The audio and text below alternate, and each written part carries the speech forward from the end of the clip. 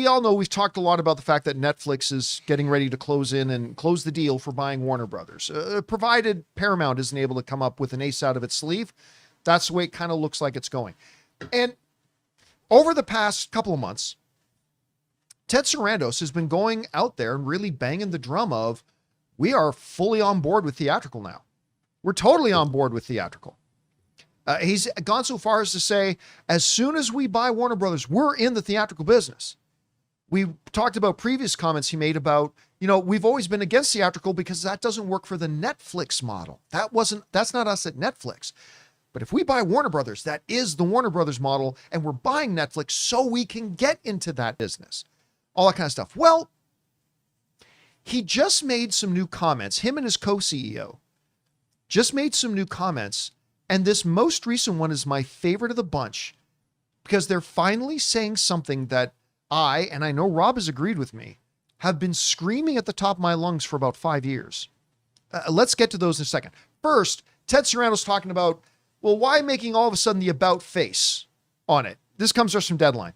Explaining why he finally drank the motion picture Kool-Aid, Sarandos said, and I love this, listen to this. This is a business, not a religion. So conditions change and insights change. And we have a culture that we reevaluate things when they do. What do I say in the show all the time? Intelligent people will re-examine their opinions when new information is presented. It's cool to take a position on something, but when new information comes along, it's a religious zealot that goes, it doesn't matter what new information there is. I still believe this. That's fine. But what intelligent people do is if there's new information, well, then we re-examine our positions on things. And I really love this comment. This is a business, not a religion. Markets change, conditions change, and when they do, we evaluate what we are. Anyway, it goes on to say this. He also pointed out other examples of how Netflix started doing things they said they'd never do and has evolved its business attitudes and made pivots. Example, they said they never do live sports. They do sports now. They said they'd never do live streaming. They do live streaming now. They said for the longest time, we will never have ads. Now they have ad tiers. We've debated many times for many years whether we should build a theatrical distribution engine or not. In a world of priority setting and constrained resources, it didn't make the priority cut, which is all fair enough. Continued Sarandos on the Q4 video said, when this deal closes, we'll have the benefit of having a scaled world-class distribution business with more than $4 billion at the global box office. Now, here's the point that we're getting to. And cut to my shot for a second, Jonathan. So for the longest time, one of the things Rob and I have, this one pillar that we believe is a pillar of truth that we've been screaming for the longest time is, streaming and theatrical are not diametrically opposed. They are natural partners. Because the data has shown for years, what are the most watched movies on streaming? Year in, year out. Movies that have been in theaters. As a matter of fact, when you go past the top 10 of the last 3 years, only 2 out of the top 10 of the last 3 years haven't been theatrical movies that have been in the top 10 of streaming. They are natural partners. They go together, and they are not one or the other. They are not either or. Well, that's why I loved hearing this. The article goes on, we're excited to maintain it and strengthen that business, talking about Warner Brothers. Warner Brothers films will be released in theaters with a 45-day window, just like they are today. Now, prior to Sandro's fielding analyst queries on Netflix, changing views on theatrical, his co-CEO, Greg Peters, waved the pom-poms for motion pictures, and he said this, we already know that with existing film output deals, that the theatrical model is an effective complement to the streaming model. About effing time. Oh, wow. When did you come up with that little gem of wisdom? We've been saying that for years. Bring it up again. I want to read it again. With existing film output deals, the theatrical model, this is the co-CEO of Netflix, the theatrical model is an effective complement to the streaming model. Better late than never. But I'll tell you what, out of all of the comments we've been hearing coming out of Netflix about hey, now we've got a distribution engine. When we buy it, we are now in the theatrical business. We are committed to the 45-day standard theatrical window that every other studio does. I like all of those. But to hear Netflix finally acknowledge that they finally get it, the theatrical model is not in opposition to streaming. The theatrical model is not an alternative to streaming. The theatrical model is the complement to the streaming model. The two work hand in hand if you want to have your most ideal success. And it just sounds like Netflix is catching on to this. So anyway, Rob, there's a lot of good things in this Deadline article that I saw and that I like. Which are the things that are standing out to you in it? Glory, hallelujah is what's standing out to me. I mean, look, understanding that theatrical and movies and all of this are an ecosystem that has many different not forks, but there's many different stops on the journey in terms of their profitability. I mean, movies are an ongoing business, and they can earn out. Well, they have a long tail too, and it's great to see that this is what I want them to be talking about when it comes to the acquisition of Warner Brothers.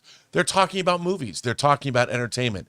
They're not talking about like owning all the media or all the news or all. They're talking about their core business, which is entertainment. And their core business is making movies and TV shows and showing them to people. That's it. That's what they do. That's what they're interested in doing. And that's what Netflix did. I mean, it's wild to think that Netflix used to send people DVDs in the mail. You know, that's what their business started out as. I used to get 5 at a time. Yeah, well, there you go. I mean, and that's what you would get. And they have maintained that core idea. And it's nice to see it continues. That's why I don't hear the same thing coming from Paramount. I've never heard anything about, has Paramount talked about Warner's rich legacy, that they have 100 years behind them of releasing incredible films and they have all of this great legacy media? They just keep saying, you'd be happier with us. Yeah, I mean, you'd be happier with us. Yeah, shareholders should go in our direction. Okay, why? What, I mean, yeah, he's never given a why. Paramount currently, the Paramount itself as it exists, is not in the best shape.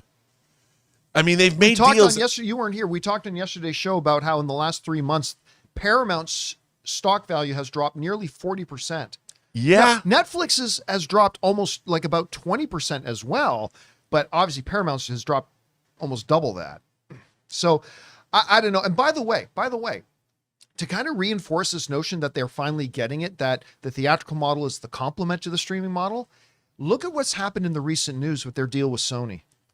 They just signed Netflix just signed I believe, correct me if I'm wrong in the live chat, but I'm remembering a $7 billion deal. Something like, yeah. With Sony, because Sony's theatrical movies, once they go up on Netflix, they shoot to the top of their charts. And Netflix is like, oh, we want more of that. And they signed this massive deal so that these Sony and MGM films are going to go straight to Netflix once they're done the theatrical run, because Netflix has started to recognize that's the most optimal life cycle of a movie. Theaters first. Make all the money you can. Then, feeding off that momentum and energy, bring it to streaming, where it will have a much bigger launch on streaming than it would have if it wasn't in theaters first. They're starting to get it. They've made several moves now with it, with a $7 billion deal with Sony, the acquisition of Warner Brothers. Listen, in 4 months, Rob, just 4 months, I have gone from ranting on my show, Netflix is the Armageddon. This is the worst case scenario if Netflix gets Warner Brothers. Remember that? That was just like 4 months ago. I have legitimately been won over to, this could be really exciting. Not just for theatrical, but for the theatrical to streaming life cycle. This could be really good. And I'm now suddenly in a position, new information, new opinions. I'm now in a position where I'm really kind of excited about Netflix and Warner Brothers. I still want Warner Brothers to not be sold. Like, that's still my first choice. Warner Brothers don't sell to anybody. That's still my first choice. But in the absence of that, I am now kind of cheering for Netflix to get it. So big 180 there. Anyway, guys, question is for you. What do you think about this? It seems that even though it's taken like 8 years, Netflix is finally starting to get it. Whatever you guys think about it, jump down to the comments section below and let us know your thoughts. Hey guys, thanks so much for watching this video. Make sure you like the video, leave a comment, and subscribe to our channel. And don't forget, we have a daily podcast called the John Campea Show podcast, available on Apple Podcasts, Spotify, or your favorite podcasting app of choice. Go and subscribe to it today so it'll be there when you need it.